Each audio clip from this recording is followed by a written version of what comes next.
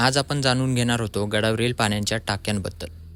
आता बऱ्याचशा गड्यांवर 10 पेक्षा अधिक पाण्याच्या टाक्या असतात आणि या पाण्याच्या टाक्या इतक्या प्रमाणात का असतात, तर गडावर जर युद्ध झाले तर युद्धाच्या दरम्यान शत्रू गडावरील पाण्याच्या टाक्यांमध्ये विष टाकत होता।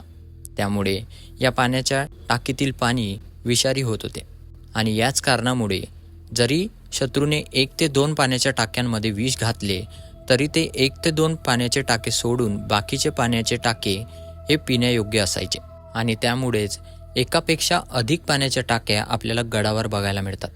त्यापैकी काही पाण्याच्या टाक्या तर दगडाला खोदून बनवण्यात येतात, जेणेकरून या पाण्याच्या टाक्या या शत्रूंच्या लक्षात येत नाही। जर तुम्हाला हा व्हिडिओ आवडला असेल तर व्हिडिओला लाईक आणि शेअर करा आणि चॅनलला सबस्क्राईब पण करा। तर आता भेटूया पुन्हा एकदा नवीन माहितीसोबत नवीन व्हिडिओमध्ये। जय भवानी, जय शिवाजी।